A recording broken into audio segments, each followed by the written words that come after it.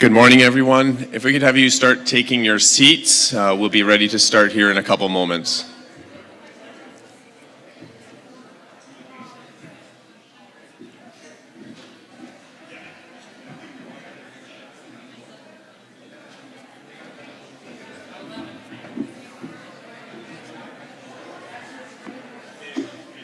Thank you.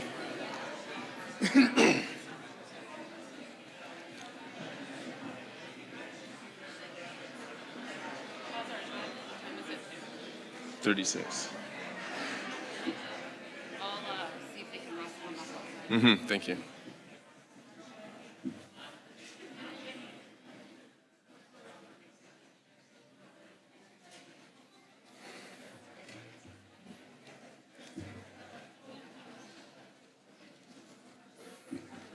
So as we're waiting for those out in the hallway to come in, and before we establish quorum, I think a number of people heard about the incident in Coquitlam yesterday. I've spoken with a couple of our veterans, and of course, the loss of a RCMP officer in Coquitlam, shot in the line of duty yesterday, and unfortunately succumbed to his injuries on scene.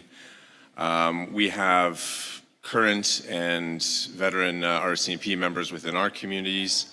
So I just perhaps want a brief moment of silence for the fallen officer, Constable Rick O'Brien.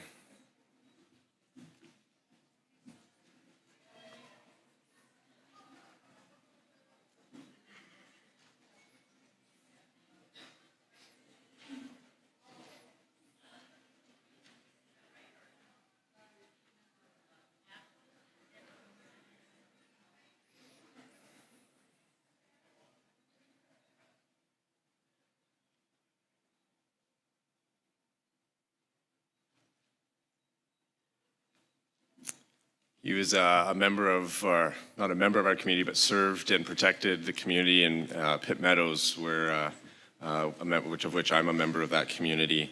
And he had 6 children, I understand, so it's unfortunate. I don't see Mr. Beaker here yet. As soon as he comes in, we'll be establishing quorum. From what I can see and from what I believe we have online, we are likely at that or beyond that already. If someone could just shout into the hallway to just for Mr. Beaker, that would be appreciated, and then we'll just make sure we've got quorum, and then we'll call the today's meeting to order. I'll turn it over to our clerk to make sure we have quorum.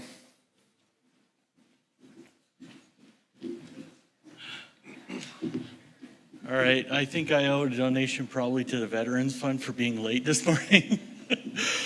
So I see that we have more than 36 citizens in the room. And Cal, how many do we have online?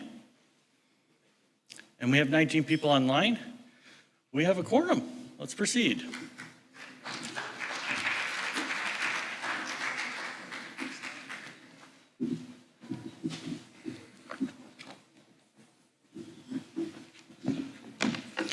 Good morning, everybody. Welcome here. How is everybody today? How is everybody today? We're doing the business of our nation. So thank you for getting up early and coming to join us in the town hall. It's my duty to advise everybody, just to remind you that while we may not agree with each other sometimes, we are to practice respectful dialogue and decorum. And as such, if you've had any concerns about what that means, please refer to page 4 in this beautiful, lovely book of reading that you can go through. And I just want to point out and remind you that point 11, under the standing rules, speakers must observe decorum, must avoid personal attacks and disorderly or discourteous behaviors, and are expected to help maintain a safe and respectful meeting environment. So please just observe that in particular, and let's proceed with respect for each other. And before we start, I would ask you please to invite your ancestors into this space, maybe name one of your grandparents, My Métis grandmother is Yvonne Hamlin. My Métis grandfather is Joseph Carrier. Remember, they're with us and guiding us in this work. I'd like to invite the board and our CEO, Colette, up, please.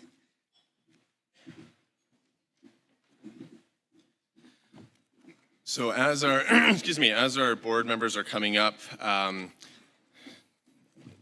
what we'll do is we'll have, just as in the past, we'll have invite people up, thank you, invite people up to the microphones.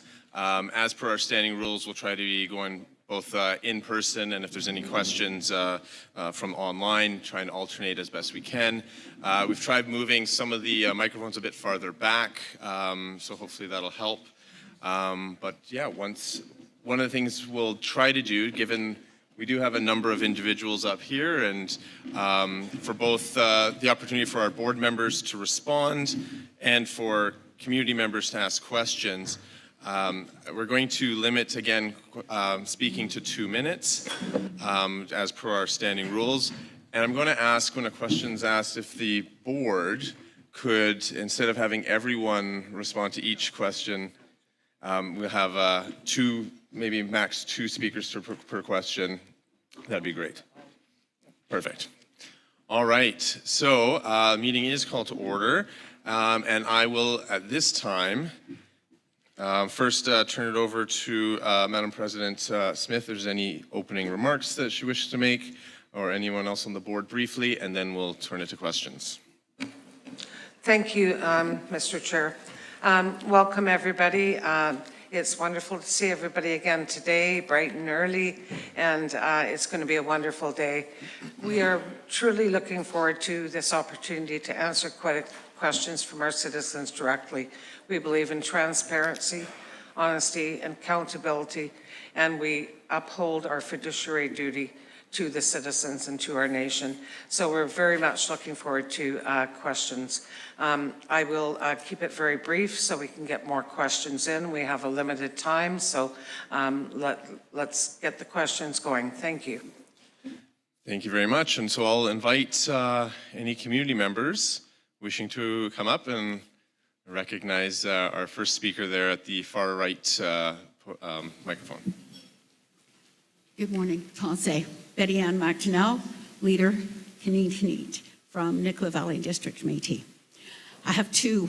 One is comment, and that is to say mercy for the help that came quickly during the past fires. And I also thank you on behalf of my community for the help during the flood. Now, my question is, Nicola Valley and District Métis proposed a retreat, a piece of land in Sunshine Valley. Somehow Housing kept thinking I was proposing a campground. That was never, ever said. What was said was, on some of the land, youth could camp in tents on the bottom portion. As well, I had said we could do real education because it has creeks, it is land that we could use for education. And as I said, I did a fair bit of work on that. About 3 months ago, it fell off the face of the earth. I've not heard one more reply about any of it. And I'm really disappointed that in some communities, and please tell me if I'm wrong, like Fort St. John, there's an acquisition of 2 pieces of land. One is an apartment building, if I'm correct, if it was said yesterday, and the other. Transparency sure didn't happen in that. We weren't even worth a reply that we're no longer looking at this. It's on the back burner or it's dead. I would appreciate, as someone who puts in a lot of time, and I love to do it, at least a timely response, because I find it really disrespectful that that's allowed to happen. And I had brought it to the attention several times of leaders. And I will say, Dean came, looked at the land, was very, he worked well with me on it. But even from Dean, I've not heard anything about it in the last 3 months. So I can't even go tell the people who own the land, you know what, forget it, just get it out there on the market and get it sold. I really would like you to do better. Mercy. Thank you, President.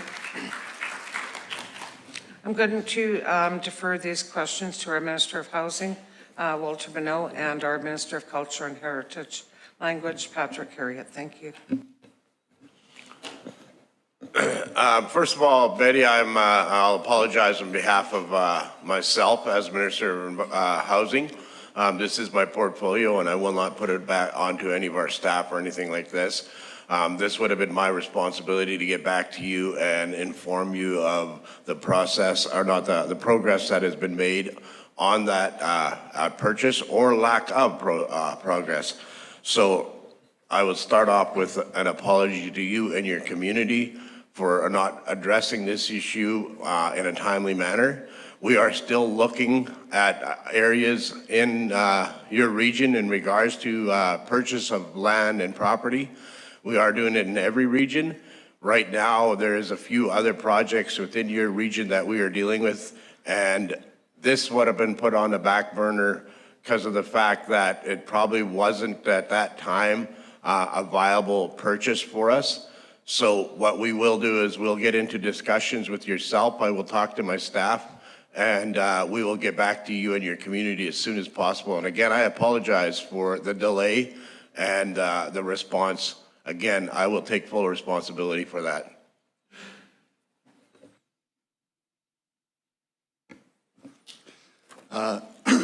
Good morning, everyone.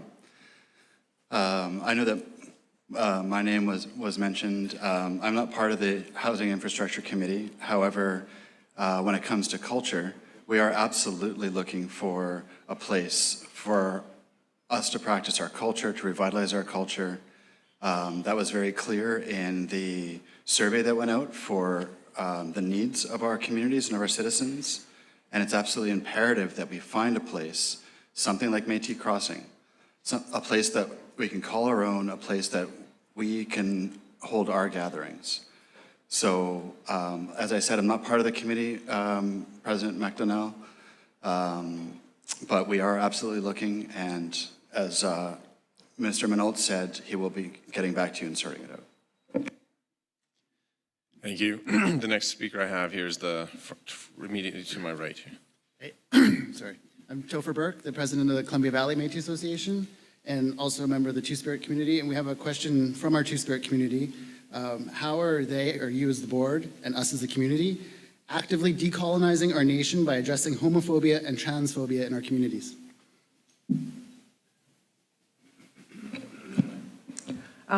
Thank you for your question. We absolutely stand by the Two-Spirit community. And we've recently put out a statement to our staff about the protesting that was going on, that we don't tolerate that, that we respect individuals and the Two-Spirit community. I think the best person to answer your question would be Minister DeJager. Thank you. Iswail Tansei Beaumontan, everyone. Great to see you, Topher, and as always, you know, a warrior up there. You know, it's, we always tell people, you know, it's best to stand out, not blend in sometimes. So thanks for your courage.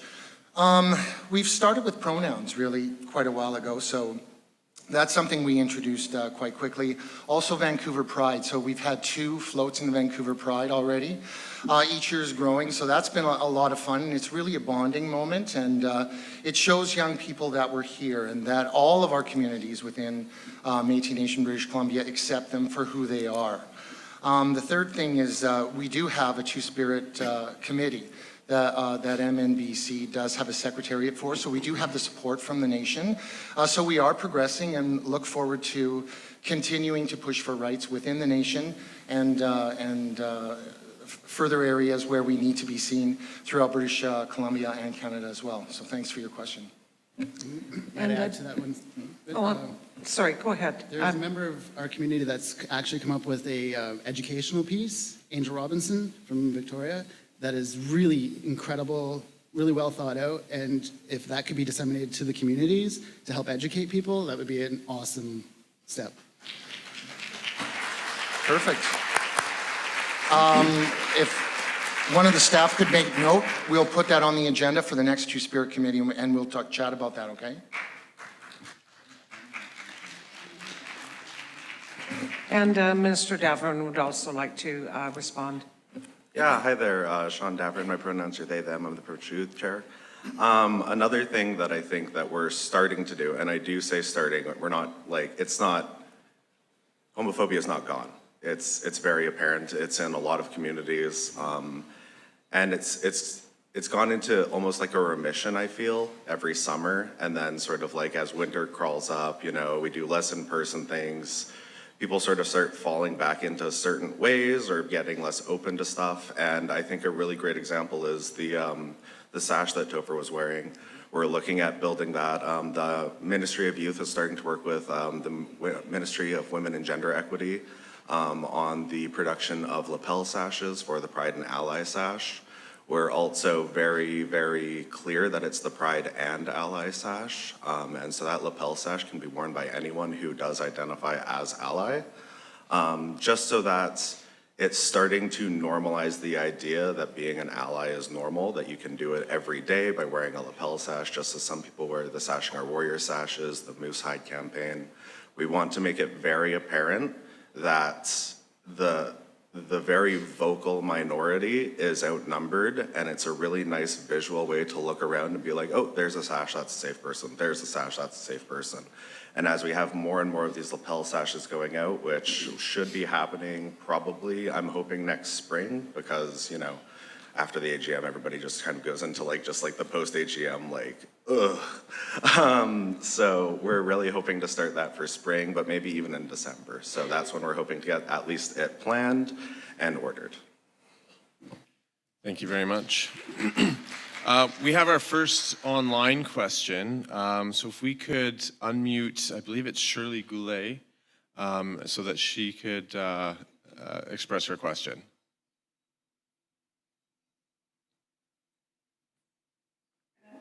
Yes, go ahead. We can. I was there yesterday, I believe, but I'm too old to sit around for very long, so I came home and I decided to do this by Zoom call. I do have a concern about transparency with this board. I have a list of things, but a couple of examples are the board not posting their annual operational budget and funding the project of business plans that have been prepared and will have to be shared with the MNBC citizens. And I was worried that I saw the 6 people forum where that number came from. Thank you. Sorry, we missed the last portion of your question. Could you just repeat that again? Yes, I was wondering where you got the number 36 people to make up a quorum. Sure. Thank you. What I'll do is I'll turn it to our clerk. He'll come up and he'll be able to explain where the number for quorum comes from.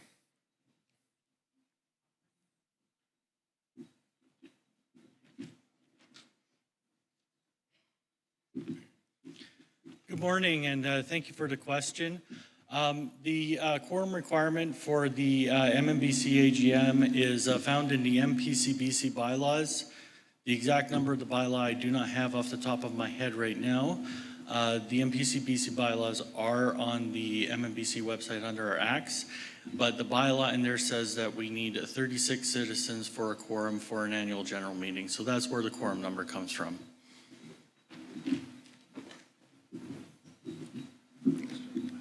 Thank you. And perhaps if President Smith, if you want to speak to or have someone speak to the comments that were raised. Yeah, thank you so much. And actually, to add to what Mr. Beaker said, I'm sitting at the front of the room right now, Shirley, and I can see the yellow lanyards, and I can see we have definitely have quorum of citizens in the room. And if we add the online, we definitely have met that quorum. I'm going to pass your other questions over to our treasurer, Patrick Harriott. Thank you. So we do post our budget annually. We have all of our audited financial statements that are passed at the AGM, and then they are posted online as part of our AGM package. So I'm not sure I understand what the question is, or if, yeah, thank you. Operational budget for 2023 has not been posted. Yeah. Thank you. And we don't post our operational budget. And it wouldn't be an operational budget for 2023. It would be 2023, 2024, our fiscal year.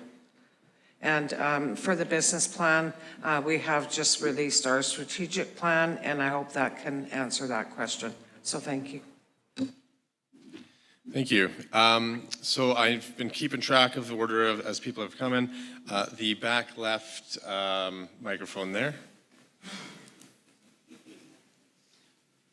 Tonsay, my name is Pixie Wells, president of the Fraser Valley Métis Association. I have a couple of questions, but I'll come back to the mic so I don't hold everybody else up. My first question is, again, from the 2S LGBTQIA plus committees and the people within our region. How is MNBC actively including Two-Spirit and Indigenous Nations members in leadership and decision-making? Thank you for your question, President Wells. I will once again turn that over to Minister DeJager and Davern. Thank you. Sure, and if am I understanding the question right, like we're putting people that we know are two-spirited into positions? I would, first of all, love to discuss that with the Two-Spirit Committee to make sure that's safe. That would be the number one thing. And we've never had that before. So, you know, we haven't had, I don't think, position, other than the committee, I think, and because I'm out, so I was more than happy to do the work for the Two-Spirit Committee and head that up. But I don't know, I know of lots of other people who work for MNBC who are Two-Spirit, but I don't know of any positions that anyone's appointed to because they're Two-Spirit. Does that make any sense at all? Or, sorry, Pixie, I don't think we're quite there yet, you know? I just want to know how you're supporting us. Like how I guess, how are you supporting, as leadership, people who are 2S LGBTQIA plus people to move into these positions? Could I ask for clarification, Pixie? Are you meeting staff or leadership or? In any leadership roles. These are questions that are coming from community, so these are people that are coming from, that aren't here, and the grassroots people are asking those questions. Because at this point, we don't really see any of us in those leadership roles at this point. And we don't see, and again, they don't see, where there is any sort of uplifting and or upholding of our 2S LGBTQI people in the nation. I get it, we're moving towards that, but again, we don't really see anybody in leadership there. Yeah, hi.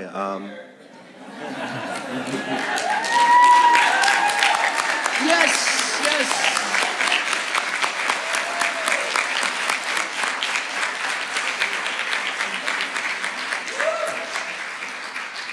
So yeah, to point out on the operations side, there's some amazing examples that we have. I think I understand though that there's not quite the outside perceptive that I think that it might be what you're looking for more. It's definitely internally known, but it's not as much externally known. I think that the announcement that our CEO made yesterday was a wonderful start. And again, I will keep on saying start. We had the Two Spirit, Two Worlds event that happened. We're part of Pride. We're starting. I'm a non-binary person, two-spirited. I always open by saying I use they, them pronouns. We're here and we're not going anywhere and we need more. And I think that's, I know that in the past there's been calls for more engagement from the 2S community. And, you know, I think that we started, again, I'll keep on saying started, to address that by starting the 2S committee that we have. But again, we aren't where we want to be yet, for sure. Another really good example is I just glanced down at the screen and we have our pride flag up in our pride procession, or in our flag procession. We're trying to do the work in as safe a way as possible. We don't want to throw in people just to have seats filled. We want to make sure that there is appropriate work for them to be doing, and not what, as a youth, I faced a lot as the tokenization. And so we want to make sure that before we start that larger calling in of people, that we are really good and set in our own ways first, which is what we're doing with the pronouns and emails. We have the ask more about this. But you're right, we need to do more. You're absolutely right. And it's something that I hope we continue to do more of. Again, it's not my voice, it's the voice of the people. Thank you.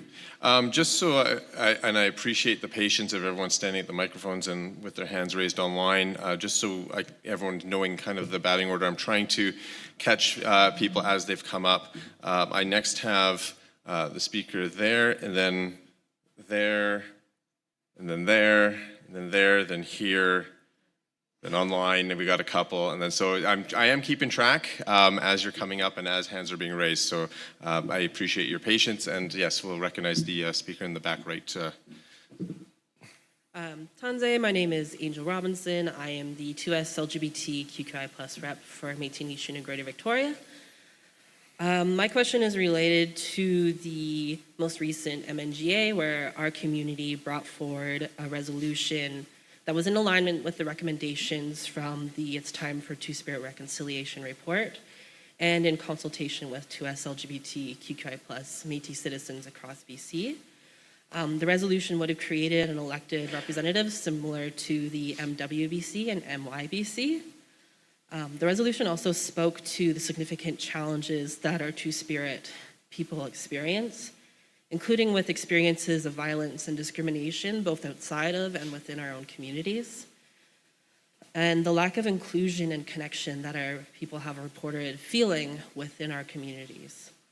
So when that resolution came up, our president, the Region 1 and Region 5 directors abstained from voting, and the Region 6 director voted against the resolution.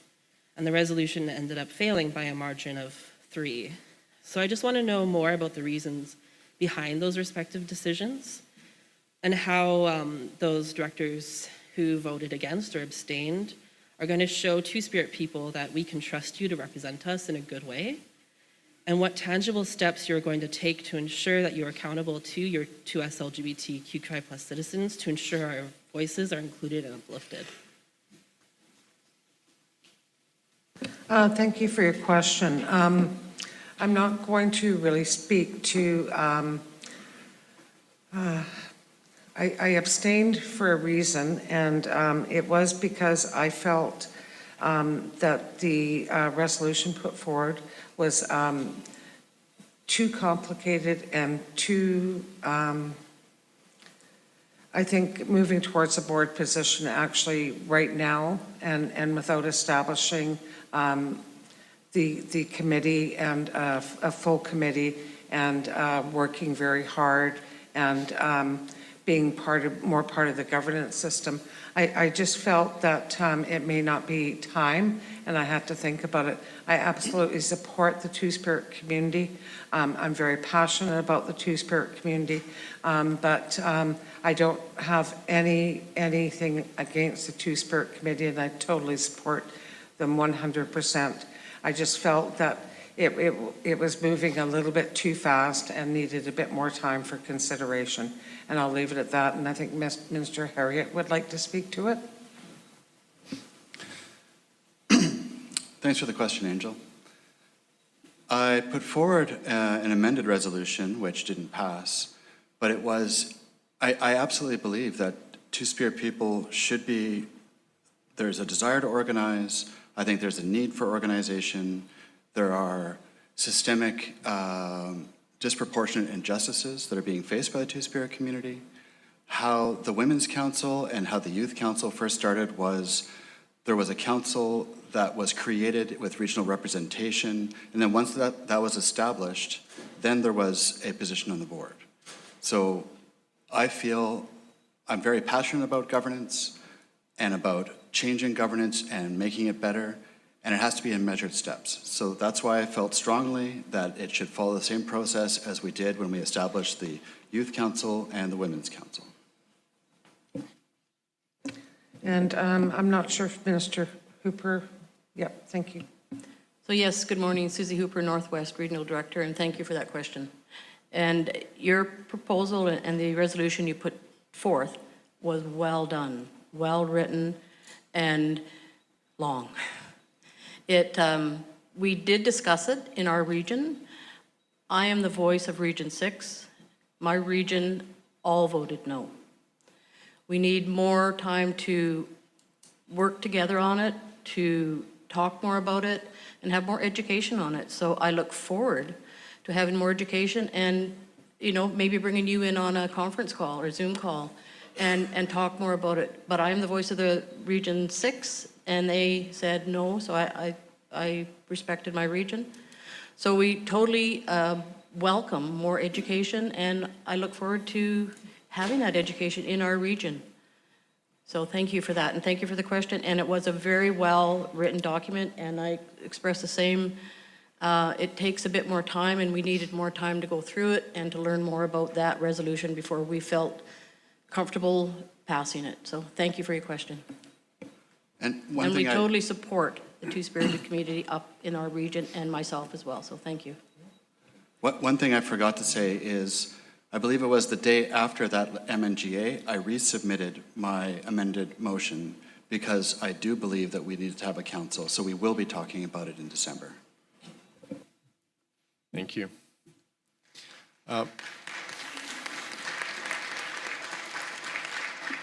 I next have the speaker at the microphone to the back left. Yes. Hello, Lisa Shepherd, Golden Ears Métis Society, pronoun she, her. This year marks the first year that our province has a mandated 4-credit Indigenous course that all students who graduate with a Dogwood diploma must complete. That's great news for us. However, as we know from what we've seen with the introduction of SOGI 123, is whenever something good like that happens, there's always pushback. I was put in the position going in as a knowledge carrier into our school district 42, where I came up against a racial aggression towards all Métis people. It was targeted at me, but it was a very harsh statement about all Métis people. When the person then began to question identity, I realized that this wasn't an innocent statement. This was a person who came to an Indigenous event with the intent to do harm. I want to thank Carmen Carey, our Region 2 Women's Rep, who immediately stood up in support and attended meetings at the district with me, and also the board for providing a letter of support to our district and the promise to communicate and bring process into place. My question is that can this be elevated to a provincial level with the entire province? Because as the province leans in on our lived experiences, I know there's people in the room that go into schools all the time. I don't think anybody's taking into account that when we come up against these things, we don't have a union protecting us. The staff person who who's racist towards, they do have a union protecting them, and they even have the duty of the district to protect them, whereas we're coming in entirely unprotected. And I think that the province is very much leaning in on our lived experiences. So can we elevate this to provincial level and really go at this, and with a deadline of, you know, when we're going to actually make something happen with it? I really appreciate that support. And thank you.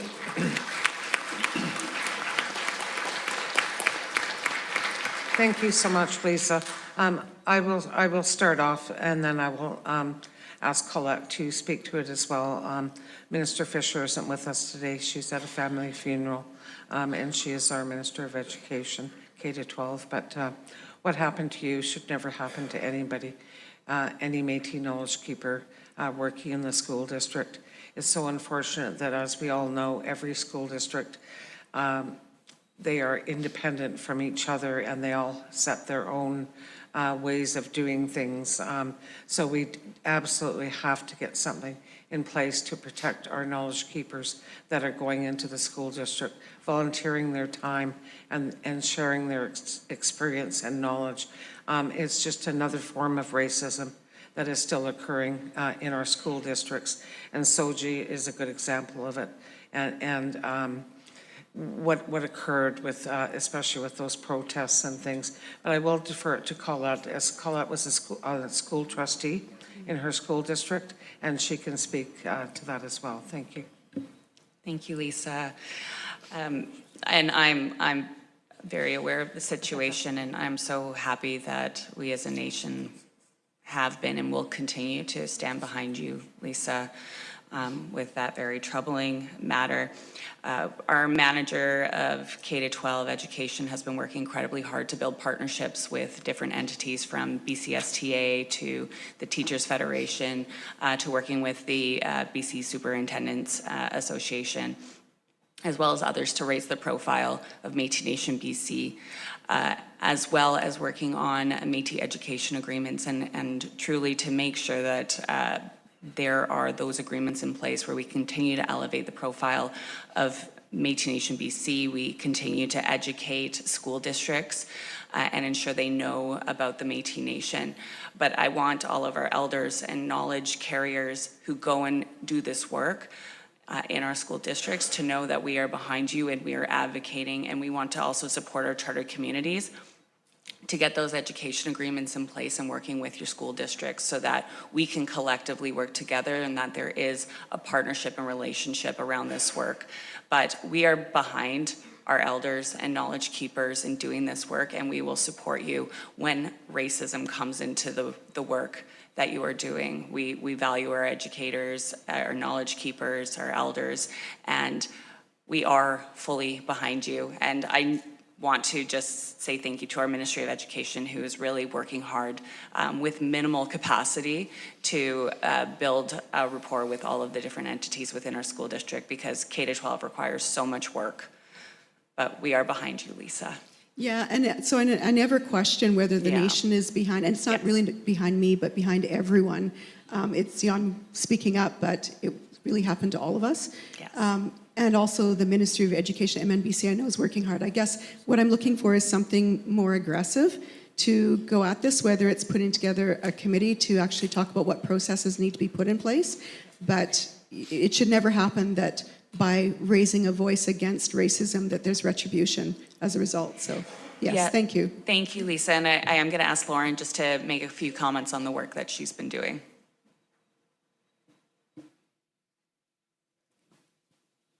Hello. Tanse Kioao, Lauren Dishnikishin. I'm the K-12 education manager. Part of the work that we are doing at a really high level with the province right now is working alongside the BC Teachers Council, BC Teachers Commissioner. I sit on the BC Teachers Council as a partner, and we're working on educating districts about the 9th professional standards for BC certified teachers. So that includes classroom teachers, school psychologists, school counselors, some social workers that have Masters of Education and Teaching certification, specialized staff that are required to have a Bachelor's of Education. So a variety of roles and leadership people that are required to follow 9 professional standards. And the 9th is a new one that was introduced fairly recently. and it addresses anti-Indigenous racism, and there are very specific protocols to follow. If there are people in community that are feeling discriminated against, I strongly encourage you to reach out to me. We will talk you through it. We will help you and the district in conversation understand why it is important to report through these processes and procedures. And if the districts are resistant to that, we can go to the BC Teachers Commissioner and we can file a complaint, because there is a process in place, and this is why that's there. It just hasn't been followed up on in this capacity. If there is a staff member involved that is not necessarily falling under that, the district staff and leadership are still responsible for their staff's behavior and how they address that issue, so it still is relevant. So working alongside those districts to understand what that looks like through a Métis lens, it is going to take some time, but we are here to support you as best as we can. Lauren, thank you. I'll come talk to you personally so I don't take up more time, but it's actually a process that's missing. I know everyone's doing a good job, but there's a process missing there. Thank you. So thanks, Lisa. I know we had a little bit of a chat about that too. I'm always a fan of the 1-2 punch of what the political can do, and sort of, not leaving it always to the staff. They need support. And we have to be doing that with the school boards as well. So I always think of a certification process, because sometimes we don't know who's actually doing that work and who's actually calling the nation saying, is this person actually qualified? So I am a fan of a certification process and trying to get something like that going, but also working with the school boards, the elected school boards themselves, to make sure that they're following the right procedures with the nation too. So I think together we could probably really make some good things happen.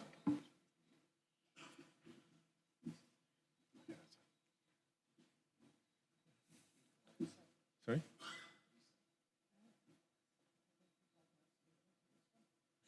All right, thank you. Next, have our speaker here at the back right microphone. Hello, Sarah Laszlo, and I am from the Fraser Valley Métis Association, Women's Rep. I would like to know how the regional women's representatives and the local chartered community representatives are funded. Thank you for your question. I'll turn that over to Provincial Women's Chair Kate Elliott. Thank you. Tansy, thank you so much for your question. Good morning, everyone. So historically, our Women's Council has been extremely underfunded since its inception. We have been working really hard to be able to secure funding, working through gender-based violence grants, and being able to obtain funds. Our funding, unfortunately, is not something that has historically ever been multi-year or something that's sustainable. It is always something that is fleeting and that we have to work very hard to sustain. Currently, we do have funding to be able to support an upcoming women's gathering. We also had our women's gathering on Mother's Day long weekend in May, and that was based through gender-based violence funding. We do receive some core funding that support the work and the governance of our council, but we are extremely underfunded. We currently have 4 staff members now going and trying to obtain more funding, which is super exciting. That is not something that we have had in the past. Last fiscal, we were able to provide some funding through our Sashing Our Warriors campaign, which is last year was its last year, to be able to give some money directly to our women's representatives. We know our women need more. We need more opportunity to come together and to gather, especially following COVID. We're working on it. It's not enough. And we're going to continue to keep trying and pushing the envelope for that. Okay, I'm concerned that we will lose our women's reps and our regional reps, because they work so incredibly hard and it's all volunteer. And so without getting into too much detail, we do offer our regional women's reps a stipend for their participation. But no, it's not enough. And so much of our roles within our nation are volunteer-based. Ideally, I would love to be able to expand and to be able to honor the time that our Women's Council puts forward. Unfortunately, we haven't been able to secure the funds to do so, and it hasn't been for a lack of trying. We are going after funds. We are trying to support that. But unfortunately, colonization is very much alive in the funding agreements that we are able to secure, in which they are so prescriptive and have such tight objectives. We don't have that ability or the flexibility to do that. Thank you. I would also like to speak to this. So in our conversations with the BC government and their commitment under the Declaration Act Action Plan for a new fiscal relationship, this is absolutely what we're talking about. We're talking about properly funding our governance structure, and that includes the Women's Council, the Youth Council, that includes our communities. So this is absolutely top of mind for us as we go into those negotiations. So that's what I'm hoping the future is going to look like. I just have a comment that yesterday I seen a lot of, there is spending to move our community forward, our nation forward, but there is one hole, or should I say more than one hole, because there are the women and there are the two-spirited and the LGBTQIA community, a part of us that aren't being funded and supported completely. Thank you.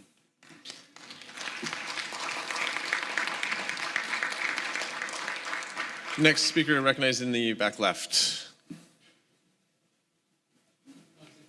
Rob Anderson. I'm a citizen of the North Fraser Métis Association, and I'm also a member of the 2S community here, and I have a question from a 2S community member. When will MNBC respect our Mother Earth and stop supporting pipelines? And how does it impact our Métis and Indigenous peoples in communities all throughout the province?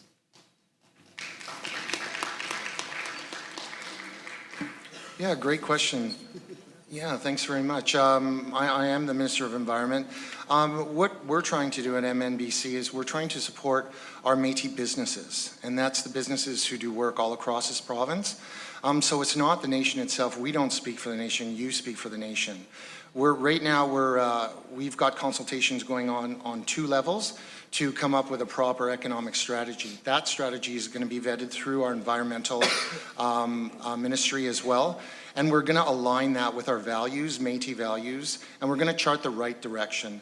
But nothing is going to be made unless it comes to those ministries and comes to the people, especially when it comes to global warming. How do we act on that? The positives that we need to focus and pivot to in order to help with the sustainability of the planet, not destroying it. So your question's loud and clear. It's at all the tables that we're at, even in business and with our JVs as well. We want to make sure that their values align with our values as well. So thanks for the question.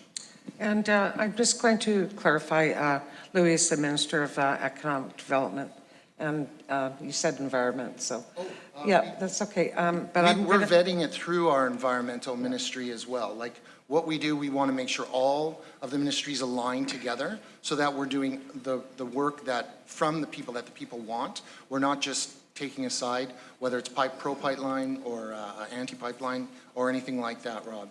And I'm just going to ask Susie Hooper, who's the Minister of Environment, to add as well on behalf of BC Manor. Yeah, thank you. Our environmental team, our staff has grown, and we are now able to get out to communities, well, not quite to communities yet, but out there to industry and find out what's going on, to be part of it, to learn. And environment, sustainability, climate change is huge, and that's what our focus is. We want our futures, our children, we want our planet to be healthy for our children, so we're definitely there, so thank you. Marcy. Thank you. Just for anyone in the room, because I know some people have been in line and sitting, because obviously it's a long time to sit, just so you know, I have an idea of where we're at. I'll next have our speaker here to my immediate front left. Then we'll have 2 online questions. Then we come here, and then we have a number of people that are in line back there. So I'll turn it over to recognize the speaker here to right in front of me. Thank you. Vince Van Waringen from Region 7. I've got other questions, but I'm getting some text messages from members out in Region 7 regarding Madame President's comment about the operating budget. It was stated that the operating budgets don't get posted. However, online, the 2021 and 2022 operating budgets were posted. The 2022-2023 was posted May 2nd, 2022. So I guess my question is, if those operating budgets were posted previous years, why is 2023 not posted?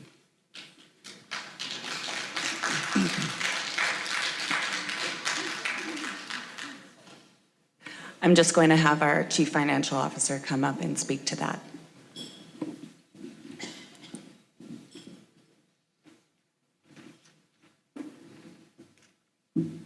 Thank you for the question. We actually didn't have a mandate to publish those operating budgets. Those were discretionary. They were published in those particular years. We haven't published the operating budget this year. However, we are in the process of implementing our new financial software. It has very robust reporting tools in it, and that we have been very actively engaged in. And with this new software, we are anticipating that we are going to be able to publish real-time reports, a lot more financial information, and that it's going to be summarized in a way that is more easily digested than our audited financial statements. I understand those are quite complicated. So we are going to be moving towards a lot more financial transparency. So while we haven't published the operating budget, we are very much working towards more robust reports that are going to be going out to everybody.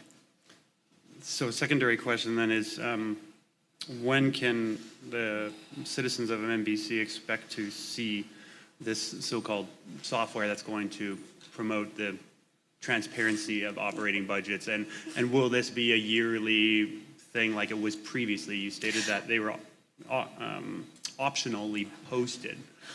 We are actually hoping to move to a place where we are posting quarterly, and that we are posting a financial update, we are posting narrative, and that is going to be on a quarterly basis. And I'm not going to say that it's going to start next quarter. Like, you know, these things take time.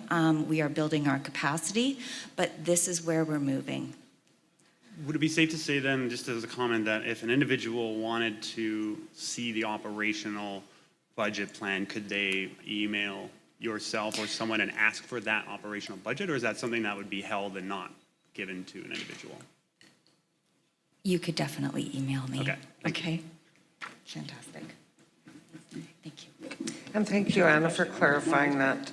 I obviously made an error when I commented on that. I was referring to this year, so thank you. Thank you. We next have an online question. I believe a hand was up, and I don't know if it still is, Stephen Arnett.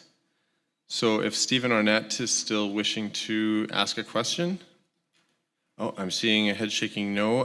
Then I'll move to the next individual on my list, also online, Geraldine Stevens.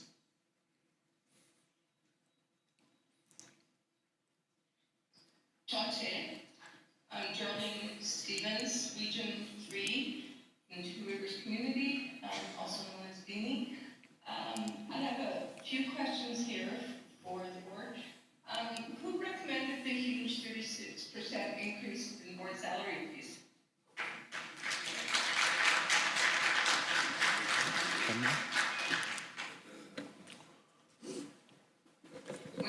I was the one who recommended the increase in salaries. This is Vice President Minault, on the fact that we need a government that's going to govern and help our people move forward. We need a full-time government. We can't operate at a part-time basis. We need to assure our people that we're here for them at a full-time, and we're negotiating constantly with First Nations, with also with the provincial and federal governments on regards to our vision and moving forward for our people here in British Columbia. And to do that, we need to have our people here, our board, working all the time on your behalf. As a part-time government, and everybody says 36% increase. That's not a huge increase considering the salaries that we're given to begin with. We were the lowest and still are the lowest paid Métis government in Canada. All the other provinces are paying their boards a lot more than we're getting. Our budget is a little bit smaller than theirs, but I believe the work that we've done and the progress that we've made in the last few years have shown that with all the funding, all the programs that's come down, and all the help that we've been given to the communities, and all the interaction we've had with our whole province and our communities. This board has been more active and more interactive with our communities than any other board that's ever been put forward. And I can make that statement because I've been involved in MNBC for a lot of years. I was one of the very first regional directors years ago. I believe that was in 97, 98 in Region 7. I've watched our nation move forward and grow all these years. And I think with this board in place that we have right now, has probably been, in my opinion, one of the best boards that ever been established for MNBC and the citizens of British Columbia. We've moved a lot of envelopes forward. We've been recognized not just by federal and provincial governments, we also been recognized by First Nations. A lot of First Nation communities are dealing with us and working with us and communicating with us in regards to a lot of the issues moving forward for Métis people here in BC. We finally established some funding to be able to do a traditional land study to be able to help us to move forward in our negotiations for our self-government agreement and our rights. We finally got to sit down with the province and have them fund some of our programs, as well as send us a letter recognizing we are Section 35 rights holders, which has never happened in the history of British Columbia and the Métis Nation of BC. So we are moving a lot of things forward, and we are moving a lot of envelopes, and our team is working hard for what we're doing. And most of the funding that we are using, it's core capacity money. It is money that is allocated for our board travels, for our board salaries. It is not something out of the realm. We aren't taking funds out of any other program. All our other program dollars are going to where they have to be. So I believe that us as leaders are doing our job, our due diligence, and working hard for our people. We need a full-time government. We can't operate at a part-time.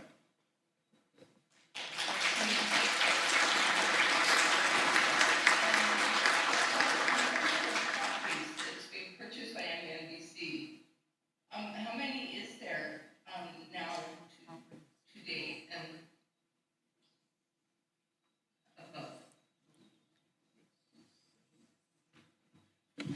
As the Minister of Housing and Homelessness, this is a portfolio that we are purchasing properties under. I believe we have 7 properties, I think 8 properties that have been purchased across the province, and that's within every region. We're trying to allocate a lot of our dollars to each region and spread them out so we can assure each region some stability within their region. So eventually we're hoping to be able to one day be able to fund and give capacity dollars to all our communities as well. And that's what Patrick was stating earlier, and the negotiations we are going with the federal and provincial government in regards to MNBC communities. So we will continue to grow, and we will continue, if we do get the dollars for more housing and more properties, we will continue to purchase them on behalf of our Métis citizens in BC to be able to house our own people, to be able to look after our own needs.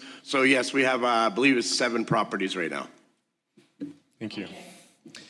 Next, and thank you for those questions.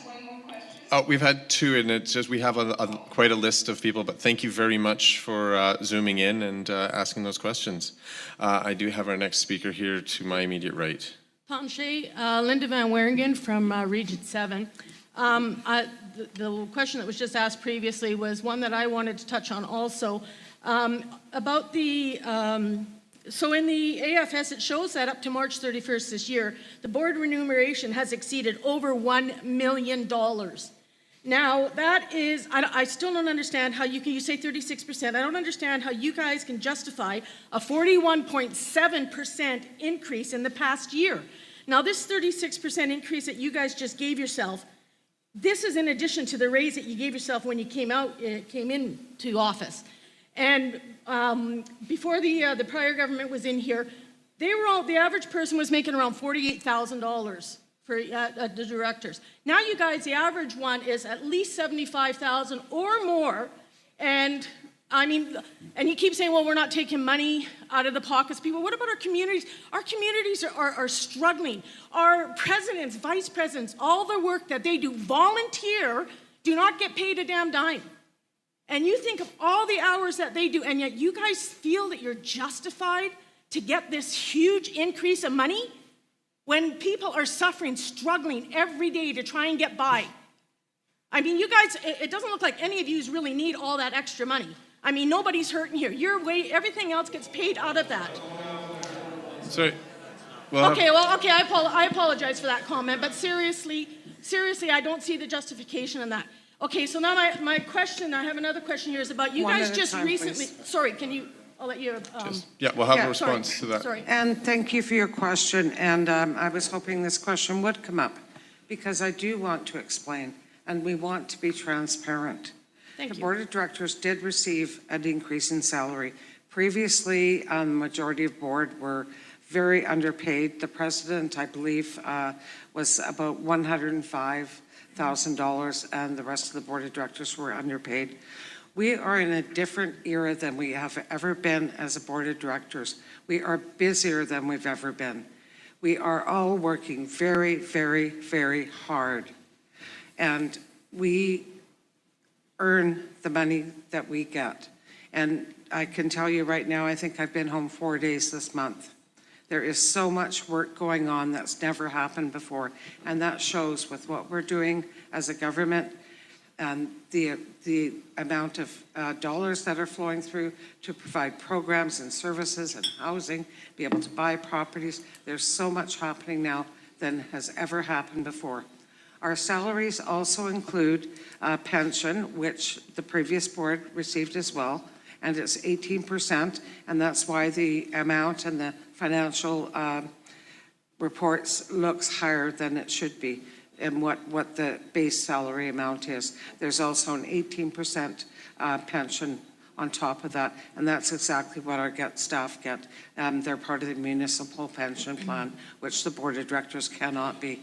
There's also been comments about the increase of our travel. Well, I can tell you right now, if you look at the price of gas compared to what it was 4 years ago, flights, hotels, food, meals, it's going to go up. That's called inflation. And we are busier than we've ever been before and being required to be in many, many different places. As a board of directors, we're also lobbying very hard with government. We are going and meeting with MPs, MLAs, municipal governments at all levels, no matter which party they are. We're going to lobby with every MLA, MP, and municipal government we can. We are working very, very hard, our entire board. And this board is about shared leadership.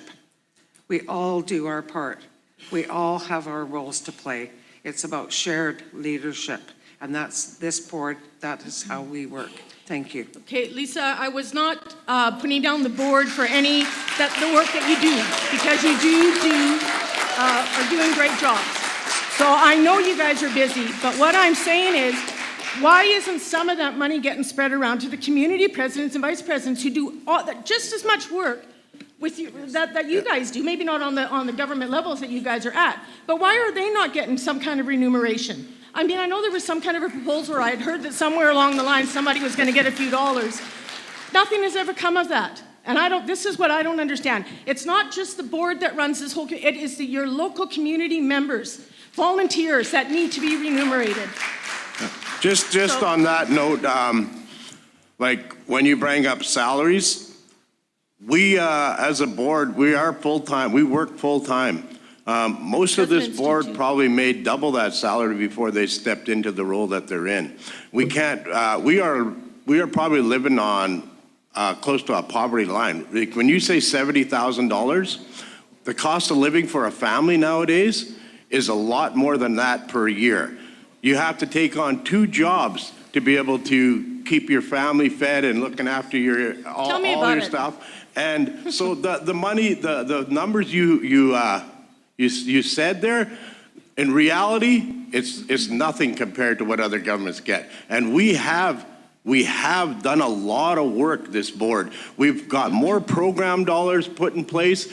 We finally got recognition from, when we stepped into this role, I'm just gonna give you a little bit of information.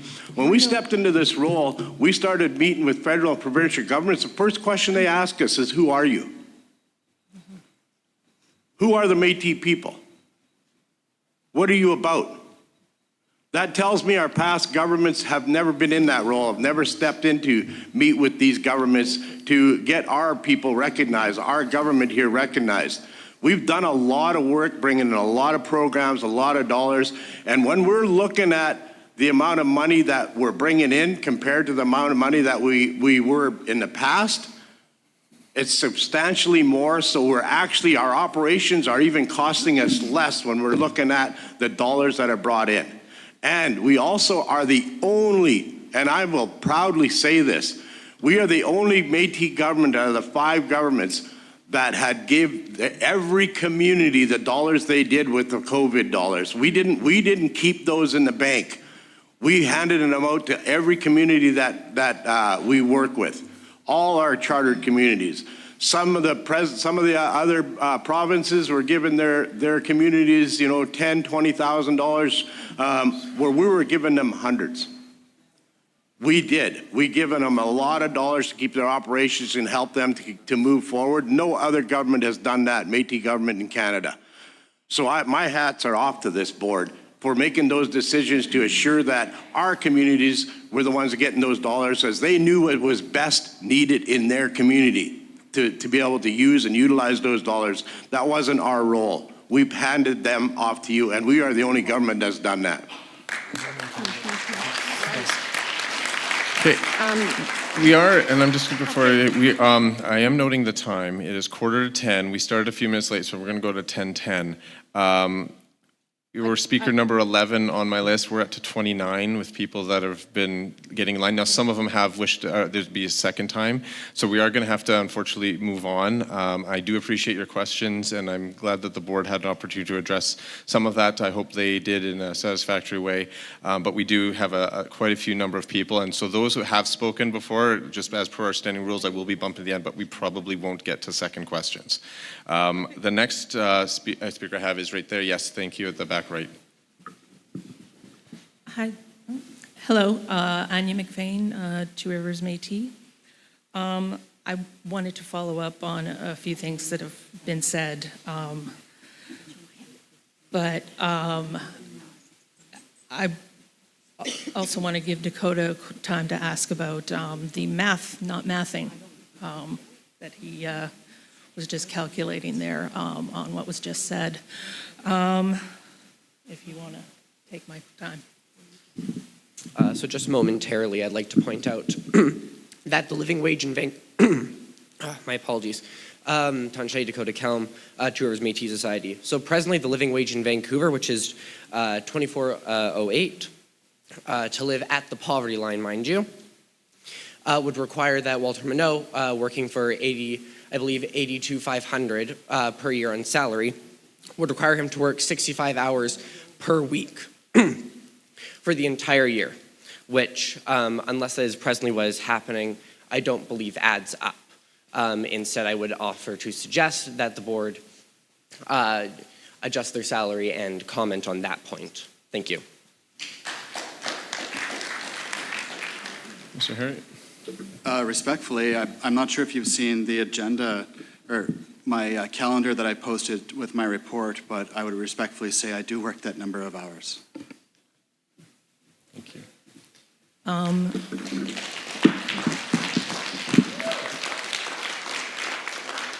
The other things that I wanted to address were the awareness of Métis within the classroom and the 2S LGBTQIA plus community. because as a part of the Rainbow community myself, one, I don't think other people get to say they're an ally, we do. So I think it's inappropriate to have a sash that is specifically for people to say, hey, I'm an ally. You can be a supporter. You're not an ally until you're told we're one. With regards to Métis awareness in classroom, that extends to post-secondary as well, and I want to know if there's any opportunity for MNBC to have some guidance for courses within post-secondary education facilities, because having been in a Indigenous studies course where they knew absolutely nothing about Métis and had me studying things that were, about Treaty 8 and things that were not relevant to our homeland. And then when I attempted to correct, I was told that I was wrong and failed that portion. So I think that that needs to be something that we also look at, not just secondary and elementary. Thank you.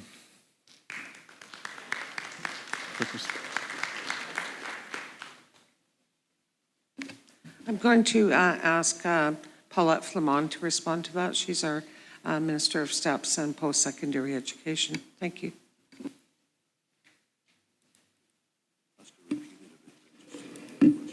Sorry, could you just repeat maybe some of the points that you would like me to address? I know you're talking about curriculum, and it's unfortunate that you had to learn about Treaty 8 and not Métis, and we need to be advocating more for Métis-specific education for all of us, and I totally support that. And whatever we can do from our STEPS ministry is definitely something that I will bring to the team. I am meeting with them in early October. There's many things on my list, from just running into people here over the last couple of days and asking about STEPS and how the procedures are for STEPS. And realize, we do support a lot of students. I mean, last year, 2,000, we have a $23 million budget, and we need more. And we need more curriculum, and we need our own Métis-specific curriculum writers. I was just asked by a First Nations woman a couple of days ago. She texted me and said that ICBC, and I sit on the board of ICBC, has put out an RFP to do Indigenous-based cross-cultural training. And so she asked, what my view was, how could I support her? And first thing I said is that it has to be Métis-specific, because as people who sit on boards, other boards, we do take a canned version of Bob Joseph's training, and I've sat through that training a couple of times, and so disappointed that there was not even a mention of Métis people in British Columbia. So I raise my concerns everywhere I go, on every board that I sit on, that we have to have Métis-specific training. And since I've been on this board for 3 years, I have brought that up numerous times, and we are working on curriculum. And so if that answers your question, all I can do is advocate, and which I love to do. I guess what I'm asking is, are you working specifically with individual institutions, or is it just a broad swath of, hey, this is what we should be doing? Because having taken Indigenous studies courses, and I know those are now wonderfully available at a lot of institutions, they're still being taught by either settlers or First Nations people who don't necessarily know anything about Métis or even Inuit peoples. So I'm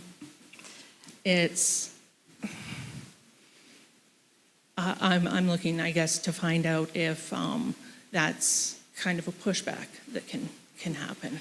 My vision for our Métis curriculum to be taught is to go to our experts and those are our elders and our historians. And that's where we need to start. I don't think it needs to be academia, but it definitely needs to be our own people telling our own stories. So that's where, that I would advocate that it starts from.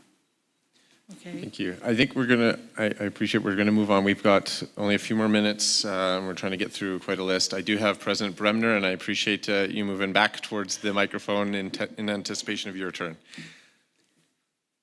Joy Bremner, President, leader of the Mid-Island Métis Nation. I'm recognized as an elder and a knowledge keeper and one of the old ones from the Métis communities. You know, I understand completely how expanded all of your roles have become. I reflect instantly on the campaign that I listened to from many of you was that you were going after increased capacity for our communities. And now from many of you, I'm also hearing that chartered communities have to become more independent and go searching on their own for all of that. And that brings us also then to the capacity money that MNBC sent out this year. And there was a list of items that we could increase our capacity on. Well, my $13,000 didn't go anywhere, I'm sorry, as far as increasing capacity. And the other piece that's so important is, as Mid-Island, the nation I'm from, the funding from MNBC, when we're lucky, is between 12 and 15% of what we get. And that rides on the backs of individuals such as myself, 40 plus volunteer hours a week in order to get funding and manage it all. And many of us are aging. And when we also look at that then, as you know, my own community, it's been suggested we don't do enough for our youth and don't give opportunity to our youth. Our youth could not come in and volunteer 40 hours a week. So without capacity increases in dollars, how do we even expect younger individuals in our community to start stepping up? Because they can't do it on the same level that those of us that have retired are able to do without payment. And I think that's a really important capacity piece here. And also, you know, looking at now, I'm not seeing that capacity funding being looked at seriously enough by MNBC. Because as a leader in our community, we are a level of your government. And that's an important piece. We do our MNGA and that meeting, and we look at putting all sorts of things and passing them and getting them put before our citizenship across the province. And that is a level of government that also, then if we look at overall capacity funding and ensuring that we've got individuals coming into it that are qualified and able to put the time in because there's some money to pay them. And I think that's a good point for you to keep in mind as you go forward, that we are a part of your governance. And it's not just the board at this level. As much as I respect everything that you're doing, which is so important for all of us, you know, and actually we welcome every penny or dollar that you send our way. But again, I think we need to keep this on a really civil level, speaking to it logistically about what is the issue here. And I think this, you know, that whole thing of youth, elders, women, two spirit, every single one of us deserves the same attention from you. And without a really solid governance model, which you're going to lose a number of leaders just because we can't continue and younger people can't step in and do the same type of job or extent of work that we do because they have to be able to pay rent. Many of us are also paying rent, but we're also on pensions and things like that. So, you know, capacity funding has become more serious than I think the board is considering. And I think one of the other things I have to speak at, unfortunately, is not just this board, but the previous board. They missed some boats on housing. And the Mid-Island Métis Nation, we had an incredible agreement in place with partners. The land had been given to our partnership for $1 to build housing on. The Vancouver Island University, all of their tradespeople were on place to work and build those sites. And it got thrown out the door, unfortunately, from previous board actions. Then we came forward again when a new board was elected. And then our final and last time, the fourth time, I was asked to bring those partners back to meet with MNBC. Only one of the partners would come, one had gone away, and we were turned down again.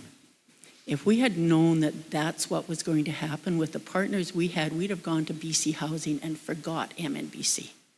You know, but we continue to believe in MNBC and that something could happen for our community, and it still has not. So, you know, Betty Ann, I understand exactly what she was talking about, that frustration. And again, I also acknowledge all of the different levels of government, different areas you are all expanding on is huge.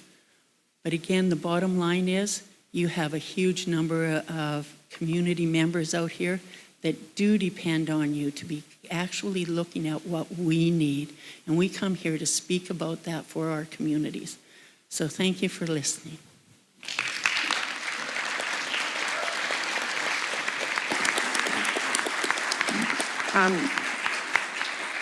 Thank you, President Bremner, and also President McDonnell. We understand. We totally believe that we should be sending more money to our communities, our community leadership, all our volunteers. It's been a real challenge. And once we get to our self-government agreement, we hope that this will change. We have been advocating strongly for our communities for capacity at every level. We were at one big meeting in Victoria, and we were telling the stories about our communities and how some of our communities actually had to do bottle recycling and things like that just to keep the lights on. We actually had an assistant deputy minister in tears. They couldn't believe the stories we were telling. The more we tell the stories about our communities and how much they need capacity, people are really starting to listen to us. It's unfortunate we don't have the capacity at this time, but we do acknowledge all the hard work and the importance of our communities. Our communities are the heartbeat of this nation. There's no doubt about that. And, you know, myself as a previous community member and vice president and president, you know, I strongly believe in that, and I know I don't forget. And, you know, communities are the heartbeat of this nation, and we do advocate very, very strongly. And so we're hoping to be able to get to that point at some time. We do try and send as much money as we can to our communities when it becomes available. And I think that the biggest need is capacity, not just short-term capacity, not a year-to-year agreement, but long-term capacities for sustainability. As for the housing, Joy, I do recall last term what occurred, and that was very heartbreaking, and it's unfortunate. There are so many projects being put forward by MNBC, and we wish we could undertake them all, but unfortunately, we have to make hard decisions. And if our Minister of Housing would like to respond to that as well, I'll allow him. Yeah, I was also on the past board when that mishap happened within your community and that opportunity was dropped, and it was heartbreaking because, in my opinion, it was an amazing opportunity that we missed out on for one of our communities and for our citizens to establish some housing needs that were brought forward by your community. And I wish we could have that opportunity back. And what you said just recently, stating that we probably won't be able to have that opportunity back, but if we did, I guarantee you MNBC would step in and try to make that work. Just the fact that we lost that opportunity is heartbreaking for every one of us. We don't believe that that should have ever happened. When we're approached with opportunities like that, we need to be able to pull the trigger, get involved, and help our communities move forward. I guarantee you with this board here in the future, if opportunities arise in that way, we will be utilizing whatever we can to assure that it's a successful negotiation, and we make that process happen. Again, my hats are off to all our communities for all the hard work you guys do. We would not be here sitting at this table if it wasn't for the communities and the volunteers that we've had here all these years. So thank you guys so much, Joy, and I am so sorry that that happened to your community, and I'm hoping it never, ever happens again. And I just wanted to add that our new strategic plan, communities are at the center of it, and at negotiating for capacity. So I just wanted to, maybe once people have a chance to read the strategic plan, you'll see that that is one of our high priorities, is to keep lobbying for community funding. Thank you. Thank you. The next speaker recognizes at the back left. Oh, okay. Good morning. Just a second, sorry, I think there's one more on the last question. Yes. Okay. I mean, I can't hear about governance and about communities without saying something. Charter communities are in our Constitution as the basic unit of our government. And I firmly believe that. That is what makes us strong. That is what makes us MNBC. So as you heard in the financial statements yesterday, we were able to give communities $2.4 million. That was because of COVID, but it shows the priorities that when we have the funds, those are our priorities, is to give it to communities. Even without the COVID funds, I went and I looked, and compared to the last board, the last administration, and this one, we've been able to increase money going out to communities by 201%. So we are getting money to communities. It is absolutely at the forefront, as I said before, in our negotiations with a new fiscal relationship with British Columbia. And I think that our independent communities are our strength. There are definitely challenges as well. That's why a new charter agreement about how we can work together is very important, because I think that we have unfinished nation building to do, but absolutely independent communities are our strength.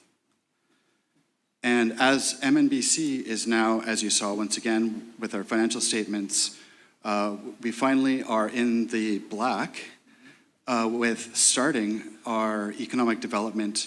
I want to see that economic development for each of those communities. Each communities, there's a strength in being independent and having own source revenue, and I want to make sure that MNBC can help do that. Because we need to raise our basic unit of our governance, our communities, to be stronger as a nation. Thank you. Just on one other note, Joy. Sorry, if I can, we've got to move on. We've only got, we're going to take an extra 15 minutes from now. We still have a number, and I'm going to turn to the speaker there in the back left. Hello, good morning. Yeah, thanks for that, Dave. You definitely got to crack the whip here. There, people like to talk, and I'm the first one to admit I can ramble on. That being said, Dave Allard, Salmon Arm Métis. I'm glad this Q&A was postponed to this morning. I believe these discussions on governance are very important, very serious for us, for all of a society. That being said, I just saw in the news and this morning, this may just be a rumor there, but the CEO of IKEA is now the president of Sweden. He's assembling his cabinet. It may take him up to 6-7 months here. So these discussions, they relate to us and to all of society. Brief moment of levity aside, resolution number 4 will address some of the concerns regarding elected MNBC board member positions. A subsection relates to time commitments and responsibilities. And as part of the Electoral Act Committee, I've been pushing for that for a few years. So there'll be an opportunity for those who want to continue that discussion regarding the responsibilities and, even more importantly, the accountability of being an elected MNBC board member. Resolution 4 will be an opportunity for that. I do have a quick question here, followed by a request for response if the board or anyone on the board deems appropriate to respond, chooses to respond. The quick question is, I'd like to know if the First Nation relationship strategic plan will be available to everyone. If so, sign me up. I'd like to read that. And then my request for response is based on my following comment. I believe that the most serious threat to Métis and Métis in BC is a result of the recent history of strife, conflict, tension, and infighting amongst Métis provincial, national organizations and other groups, as well as the very recent increased important pushback from First Nations. And I believe that there's been a virtual silence on that issue from you guys. It'd be nice to get a little bit more of guidance and clarity for the grassroots volunteer as to where we stand. So now's the time for a response. If you choose to do that, or in the near future, please share your thoughts publicly on this. Thank you very much.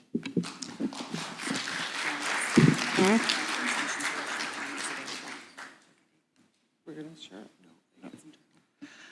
Thank you for your comments and questions, President Aller. The first one on the relationship strategy, that will be an internal document. We will be sharing with communities speaking points and messages, so we're all going to be on the same page. The entire document won't be available to communities, but we will be sharing a lot of information to communities so we can all be on the same page. Our entire board, and I know our nation, is committed to building respectful relationships with First Nations, and we must do that. And as Métis people, I think they're family to us, and it's very important to each and every one of us. Also, you mentioned a lot of different strifes and things going on, and I think I will address perhaps the Manitoba Métis Federation treaty that's been talked about a lot. And I'm just going to make a short statement that was provided from our legal counsel, because we've been asked to consult on that. So with the MMF treaty, Canada initiated a 45-day consultation process with MNBC on August 24th, 2023, regarding a draft MMF treaty. MNBC was required to sign a non-disclosure agreement with Canada to participate in these discussions. MNBC has several concerns with the draft treaty and the current consultation process. It is vital to MNBC that citizens be able to provide feedback on the contents of the draft treaty and participate in the consultation process. To enable this participation, we are advocating for both an extension of the 45-day period and solutions to sharing contents of the draft treaty. MNBC has had an initial meeting with Canada this week and made clear that more time and transparency is needed. We will be scheduling more discussions with Canada in the coming weeks, and we will keep you all posted on any developments. And just to restate, we are asking for an extension on the 45-day consultation process. We are asking for an amendment to the NDA so we can share it with all of you. And we just want to be transparent on where we are with that, because we've had a lot of questions about what are we doing, what are we doing, what are we doing? So this is where we are. Thank you.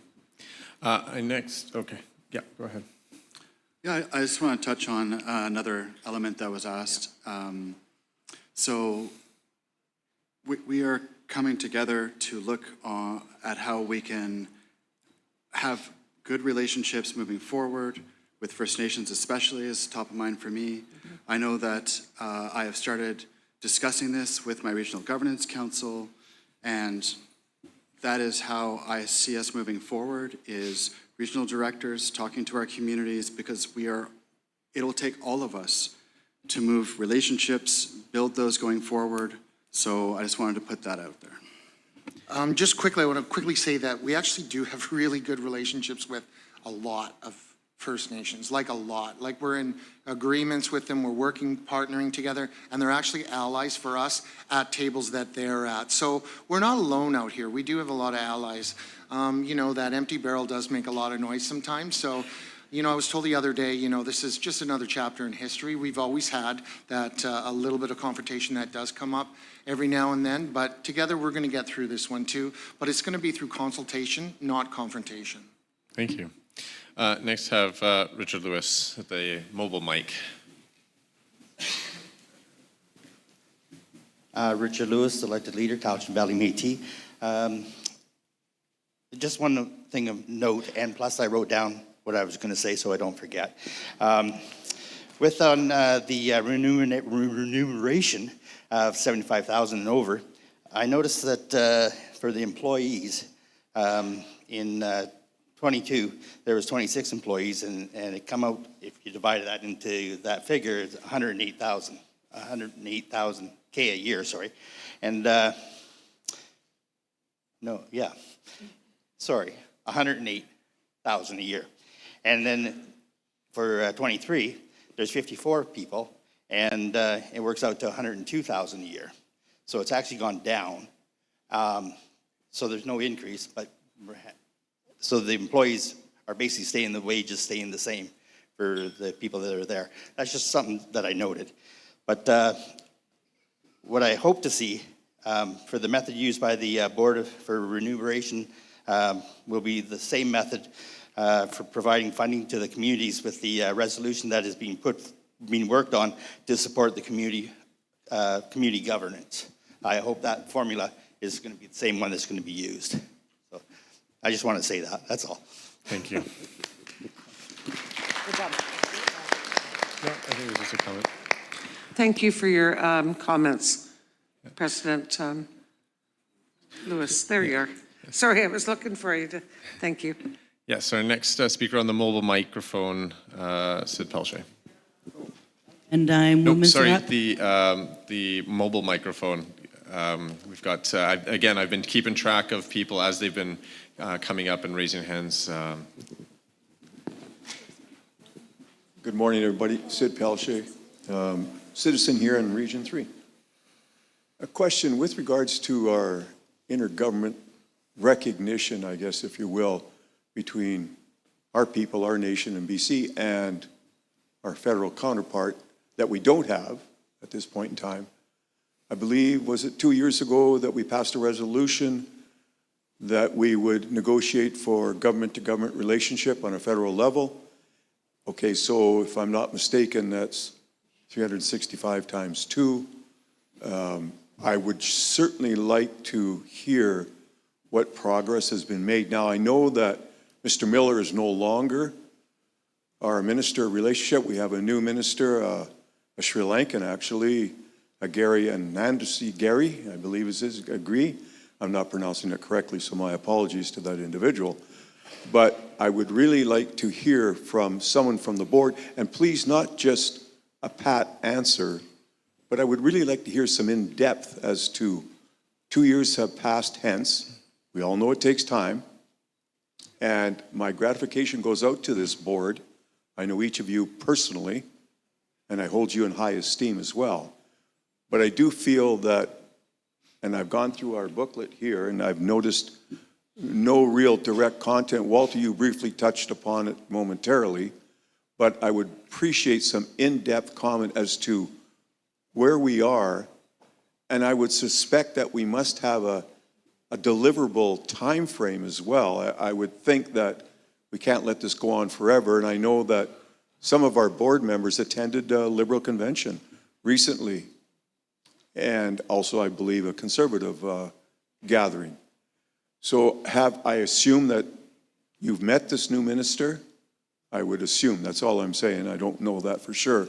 And that's one of my concerns is there's been a lack of, if you will, accountability to maybe this group, but call it myself. I'm taking this on personally. And I really don't see anything that we have moved forward.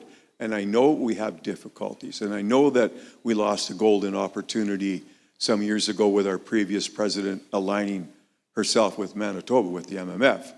And we are the only nation that does not have that agreement. And I know since there's been new pressures to perform outside of what the original agreement was 4 or 5 years ago. So I would really like to hear an in-depth when we might expect some forward movement so that we can actually say that we have a government-to-government relationship. I would really appreciate that, and just ask out of respect to myself, if you will, but certainly to the balance of us here, that if we could get some specifics, not just an answer. So if somebody would be willing to take that, and I would really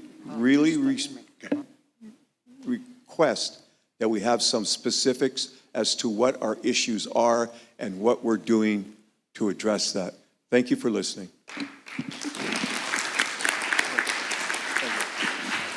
Thank you for your question, Elder Pelche. That's a very complicated answer. We're working very hard. We certainly wish we're moving a lot faster, but however, we are where we are. I'm going to ask our Minister of Métis Rights and then our CEO to also add, because we have a technical team that works very diligently with the federal government. Well, one thing I can say is our relationship with the provincial and federal government on a government-to-government basis is actually moving a lot quicker than we thought it would. We are actually getting to the tables a lot more often and negotiating on behalf of MNBC and the citizens here. This is, for one thing, the first time in history the federal government has allowed us, gave us $3.3 million to do a traditional land study here in BC to establish the existence of Métis citizens in this province. And with that study, once we will have a preliminary study, a report done, I think, in the end of March. We will be using that preliminary part to get the federal government back to the table in regards to hopefully setting a mandate to establish a self-government agreement with BC. So that has never, ever happened. This is the first time this board has ever sat down with federal government ministers as well as provincial government ministers. Some of these negotiations are taking a while, Sid. We won't be able to give you a timeline on when we're going to expect some of these negotiations to come into tuition so we can bring some great news to you. That's just part of the negotiation process when we're dealing with the government. The government will try to slow down things as much as possible. We are being very assertive. We have a great intergovernmental affairs team that's making sure that they set meetings up for us, set the stage for these meetings in regards to the issues that we're dealing with, because we're not just dealing with one issue.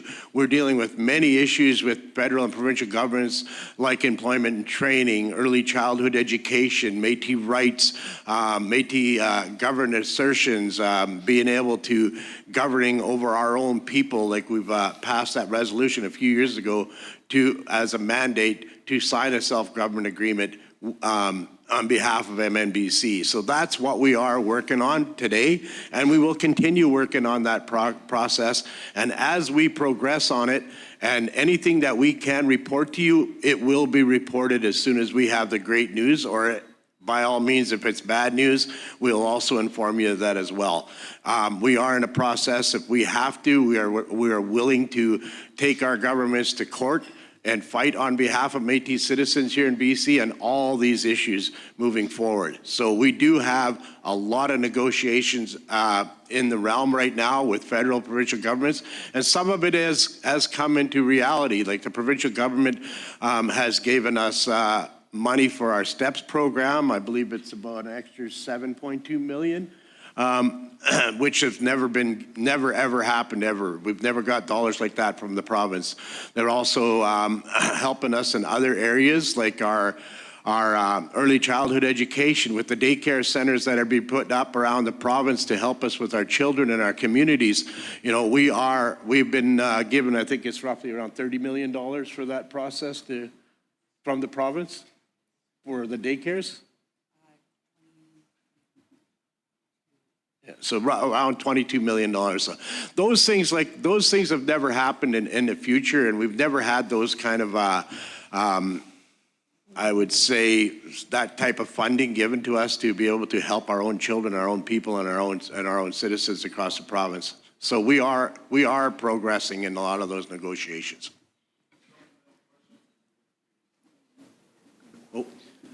Perhaps, sorry, just before Mr. Pelche, we'll have Colette, because it may address some of the questions that you may raise, and then if not, then certainly a quick response. Thank you. So to start, we have not met with the new minister yet. We are planning to meet with him in November when we go out to Ottawa for our lobby days. We have been pushing really hard to meet with him sooner, get him on a Zoom or a Teams meeting so that we can get in front of each other, start that relationship building. But Sid, to your point, and I think it's something that I've shared at the senior leadership table meetings, but is something that we all need to know in our province as citizens of Métis Nation BC. Canada believes that there is insufficient evidence to suggest that Métis people in the province of BC have Section 35 rights. That is the statement that we've received, and we are fighting incredibly hard. It is with that statement that our negotiations with Canada has taken a turn from what we believed was negotiations to exploration. So we have determined that until we complete our research or Canada is prepared to come to the table on pieces that we can negotiate, that we need to take a hard line. It has been incredibly frustrating because Canada is not coming to the table to speak with us at that government to government level. So we have taken steps. Everyone is aware that we are in a judicial review with Canada around our Indigenous governing body status around child welfare.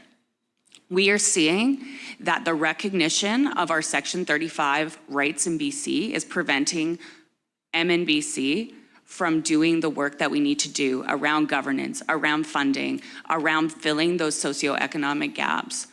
So at the end of the day, we are doing work on our research project to have an evidence-based approach to demonstrating our Section 35 because the PALI test has been applied so narrowly in our province.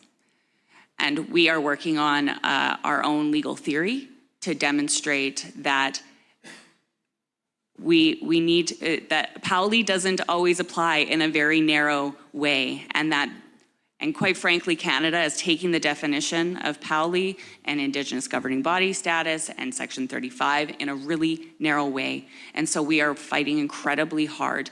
And the statements by Canada is being translated into the way that we are working with our province as well. And so this board and our staff are working hard to ensure that MNBC is included in different areas without a self-government agreement in place, and that we're continuing to negotiate agreements. But that is truly, at the end of the day, if you want to get to ground zero of what is happening, it is that statement, insufficient evidence to suggest that Métis and BC have Section 35 rights. And we know that we are the same people as many of our other governing members. So we are the same people, and I could go to Alberta and have my Section 35 rights recognized. It's a really challenging place, but we are fighting incredibly hard.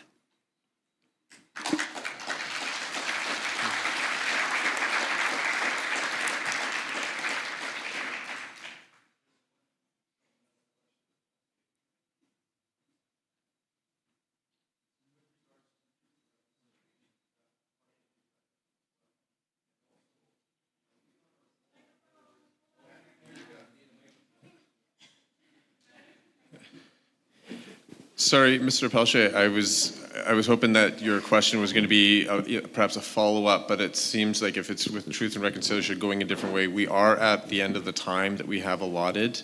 I do appreciate you have further questions. I do appreciate everyone else on my list here that I was keeping track that did not get a chance to ask a question or ask a second question. We're actually past the time we originally had scheduled, both for the Q&A town hall and the start of our health break. We are going to break for our health break and return so that we can get to the business, the resolutions and other motions that need to be addressed. I want to thank everyone for the discussions. Sorry? I wish we could get to all of our youth, our elders, everyone else that's online. We are on our list. It's unfortunate. We had an hour and a half. We've used more than an hour and a half. We had some great questions. I hope answers were provided. And we have some individuals from the board that are happy to stay and answer questions, I'm sure on an individual basis, and perhaps given the interest that we can have perhaps future town halls, whether online or other ways in which more questions can be asked and answered. But I do appreciate everyone. We will break for 15 minutes, so back at 10:40 to establish quorum. Thank you. Okay, thank you to the board. I appreciate your time and your response as well. Thank you.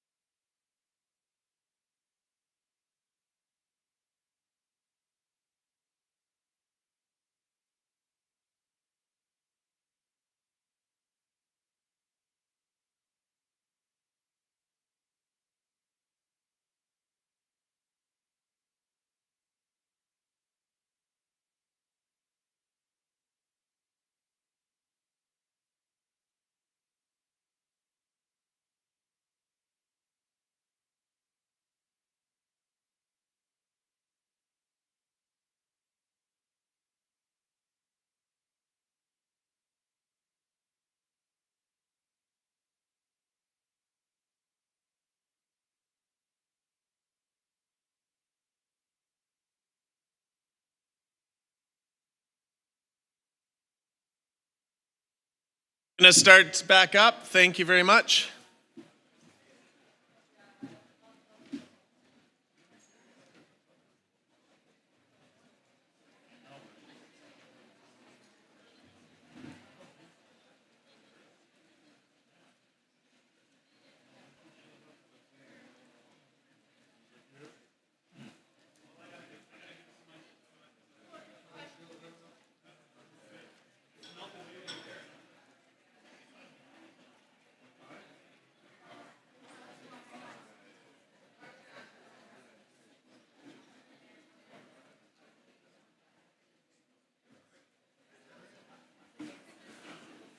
All right, if we can get everyone taking their seats, we're going to establish quorum and then do a test question or test poll before moving on.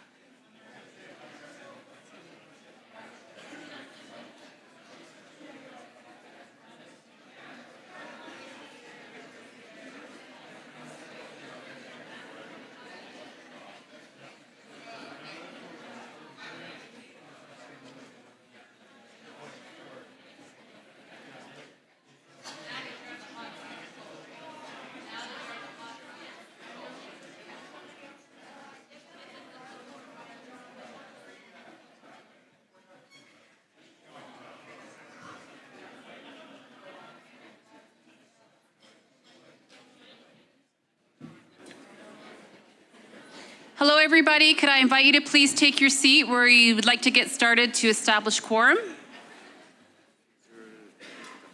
Yeah. I always make sure I pull those off table. In court, I've had spills.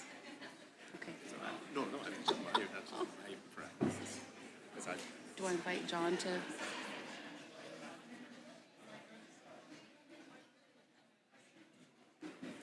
All right, I'm going to invite our clerk to establish quorum. Thank you. We, at 9:30 this morning, we had 187 registered citizens in person. How many people do we have online? And we have 25 people online. We are well over our quorum requirements.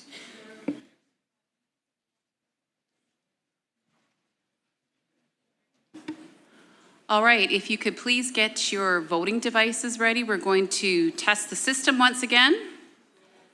And just a reminder that 1A is in favor. I don't have the device. Is it 2B? 2B is opposed and 3C is abstain. So if everybody has their device. All right, here is the test question. Cereal, be it resolved that cereal is soup. Again, A in favor, B opposed, C abstain.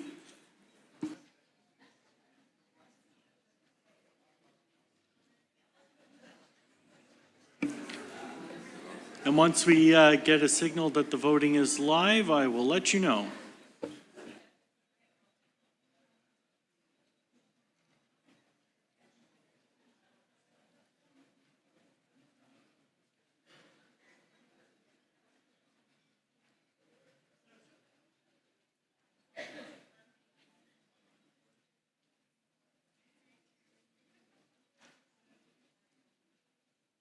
Is the voting live? Yes, okay, so voting is live online and in the room, so please cast your vote accordingly using your voting device or the poll function has been put up into Zoom.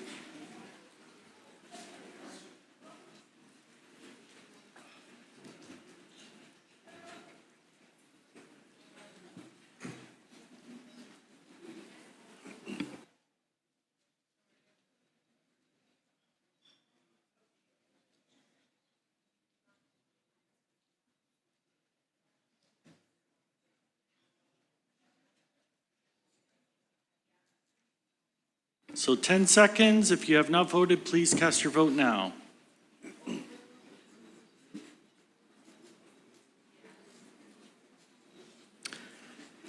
Voting is now closed.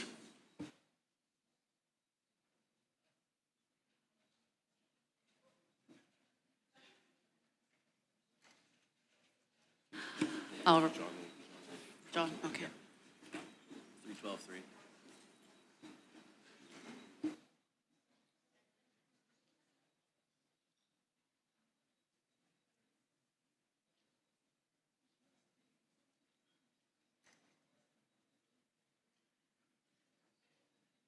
Okay, we have the final tabulation ready. 19 in favor, 80 opposed, 9 abstentions.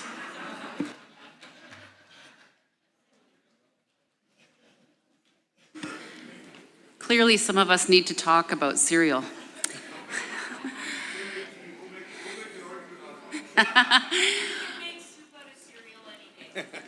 Well, welcome back, everybody. Thank you all for your participation. It's regrettable that we don't have more time to spend in conversation, but hopefully over the course of this weekend, you'll get an opportunity to speak to appropriate board members if you've got further questions. It's really good to see that our democracy and our citizenship is engaged and proud to be Métis. So thank you all for your participation. Pardon me. We're going to begin now with the resolution 1. If you are motion 1, sorry, and that is the location of the 2024 annual general meeting. And I invite anybody who would like to come forward. We've got the mic set up. Mr. Allard. Thank you, Chair, Cousin Carrier. David Allard, Salmon Arm Métis. I'd like to submit a date of June 8th, 9th, 2024 for the AGM next year. I do have reasons for that. Would this be the appropriate time to explain those reasons, or should I wait?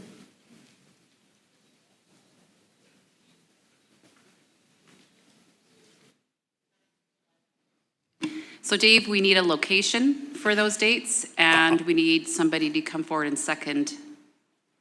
Sounds good. Location, I'll defer to one that I'm presuming MNBC will like to propose, and if there is a seconder for this. Can we hear about the location before that moves ahead?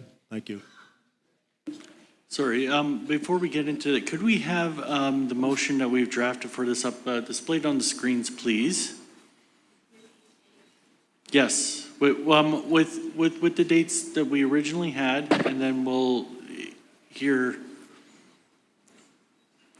that. So if we get that up on the screen, so we have dates in this motion. If Mr. Allard or anyone else has alternate dates that they would like to propose, we can have the motion moved onto the floor, and then we can move into a motion to amend, and we can discuss dates and also locations as well. But MNBC is suggesting the Lower Mainland for the location of 2024. So mover, seconder, and then we can go into amendments. Yes, thank you. To explain my choice of dates and to see if there's a seconder, should there be a reasoning, a whereas that I can present or not? It would be my opinion that we have a mover and seconder to have this motion on the floor to discuss, and